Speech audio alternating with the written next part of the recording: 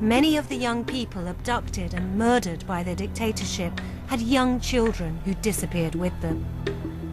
It's emerged that some of these children survived, having been secretly sent away for adoption.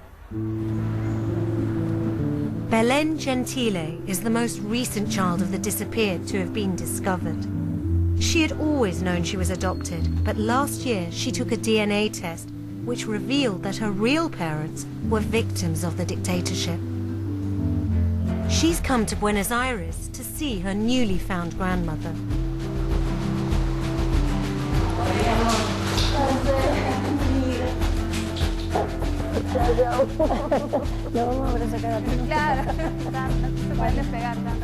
Belen's real father was Irma's son. He disappeared in 1977 with Belen's mother. Their bodies have never been found. This was my father, Horacio, and my mother, Rosa. She's pregnant with my sister, Natalia. That's the day they got married.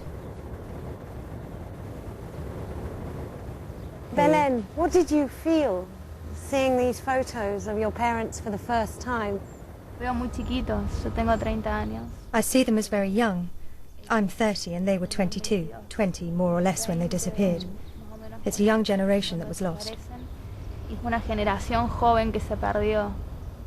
Now we just want to find their remains so we can bury them. La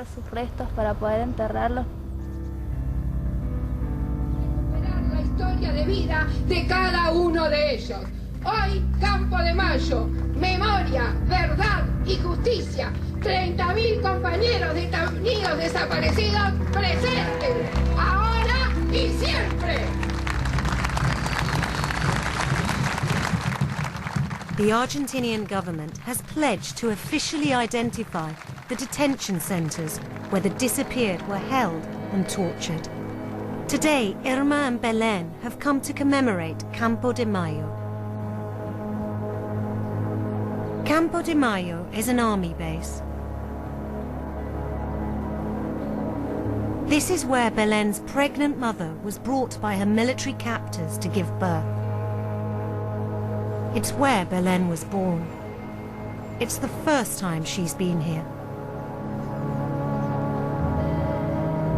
So you were born somewhere in this military base? They brought her here at 8 months and gave her a cesarean in conditions. You wouldn't treat an animal like that. Hooded, tied up. They didn't help her. Just left her lying there in bandages they didn't change.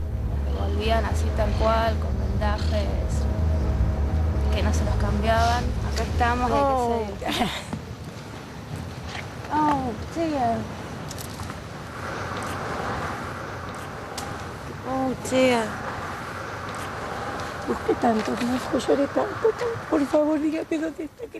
I came here to look for my son.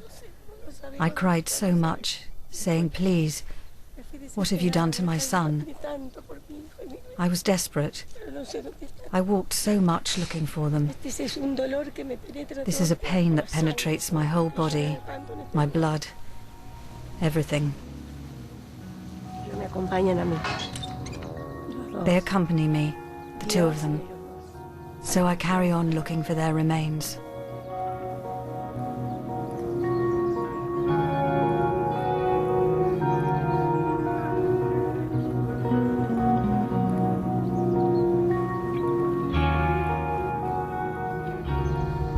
I can't begin to understand what they're going through right now, considering that Irma's son was held here and most probably tortured, and Belen's mother gave birth to her in what was probably horrific circumstances. But maybe it will help them.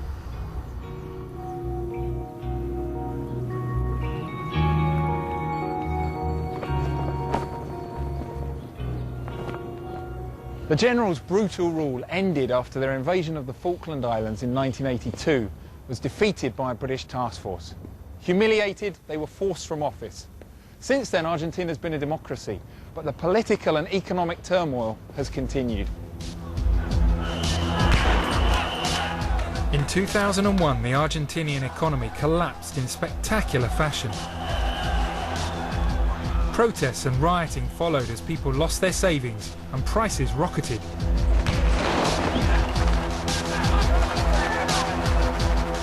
After that, the country experienced a boom under President Nestor Kirchner, and then his wife, the current president, Cristina. Now there are fears that in the wake of the world economic crisis, Argentina could once again be on a downward spiral. This roller coaster history has left its scars. Buenos Aires is said to have the highest concentration of psychoanalysts anywhere in the world. And during these traumatic years, many Argentinians have developed deep personal attachments to their national icons, as Adil Ray's been finding out.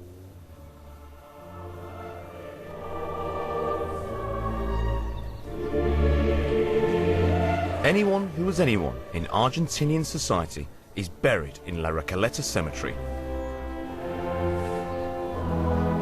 But there's only one tomb guaranteed to pull a crowd. More than 50 years after her death, the legendary Eva Perón is still one of the most famous Argentinians.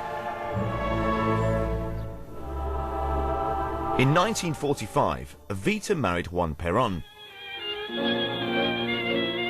And when he was elected president, she became the spiritual leader of the nation, famed for her love of children and the poor. Today, she's still revered by many ordinary Argentinians.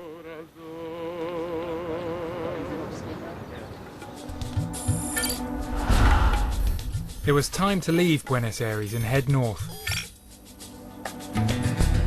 We followed the mighty Paraná, South America's second largest river, into the vast fertile grasslands that make up the central belt of Argentina.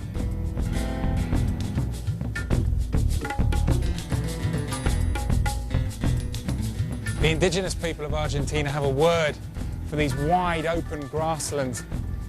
They call them the Pampas. Agriculture is the lifeblood of Argentina. It's one of the world's most productive regions for cereal crops like wheat and corn. But there's really only one food that this country is famous for.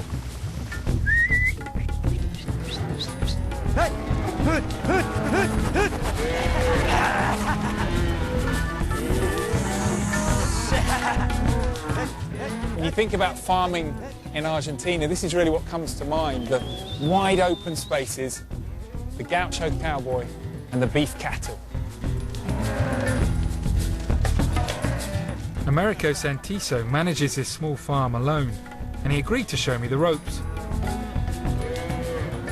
I think the idea here is we're going to try and get the cows into the pen over here so they can be vaccinated.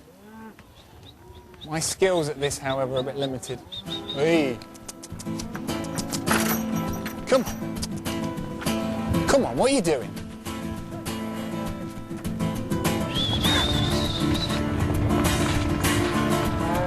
All done.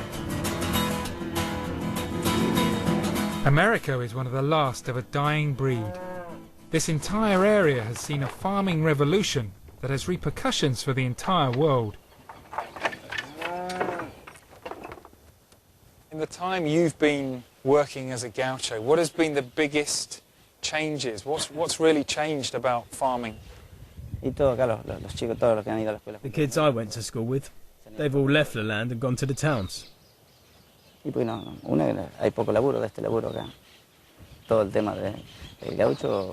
whole idea of the gaucho, there's no more of that kind of work.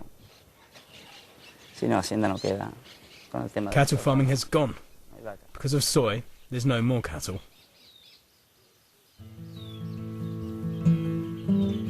Packed with oil and protein, the tiny soybean is the new wonder crop being planted across Argentina. More than 50 million tons are harvested here each year, and the country has become the world's third largest producer. But growing soy is highly mechanized. Unlike other crops, only a few farm workers are needed to bring it to harvest, and thousands have lost their jobs. What was this area like when you were growing up, when you were a lad? People everywhere. Where you see crops now, there used to be people.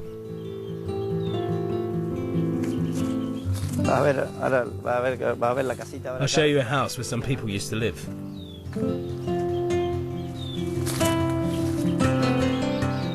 Americo, what were the names of the people who used to live here? De la Joana. Fernando de la Joana. How long did you know them for? Sí, un montón de años. Many years, ever since I can remember. You must have been devastated when they left. Sí, sí. Yes, the owner of this house killed himself. Se mató. He took his own life. Why? ¿Qué es? Who knows? People say he was depressed. Depresión, estaba medio depresivo, no sé, no. Un comentario hay mucho, pero no. No, pero es como medio depresivo.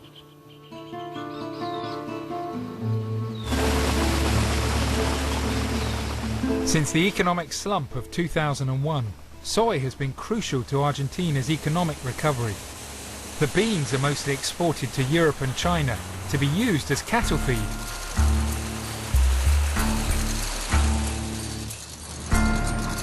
Everywhere you go in this part of the country, you see these huge grain silos.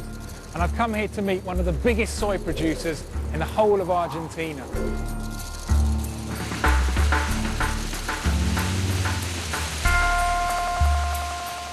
El Tajar is a fast-growing family business which grows crops across South America. Luis Kasdorf is one of its directors. How much soy, approximately, does your company actually produce? At the moment, we will produce about 1 million tons. 1 million tons? 1 million tons, yeah. Agriculture provides 60% of Argentina's foreign currency earnings. But some people believe the money is ending up only in the hands of the rich few. One of the complaints that people have said about soy is that it requires fewer workers to farm the land, to farm soy land. Yeah. Is that true? Is that the case? You may not have the usual profile of the farmer sitting on his own tractor there, but you need people to understand what's going on with the satellite maps, and you have to know what is going on with the soil, and you have to know what is going on with the chemistry of the soil. It's almost as though you're saying that soy does create jobs, it just doesn't create the traditional farming job. Our company, perhaps you may have a sample of that. It's our average is 31 years. And more than half of the people who are working with that have a university education. The soy revolution in Argentina is changing the country. The impact can be seen in the small town of San Pedro on the banks of the Paraná River. For generations, local farms employed workers from here to grow and pick oranges, peaches and blueberries. I arranged to meet a campaigner for the rural poor in the area, Cascote Gonzalez.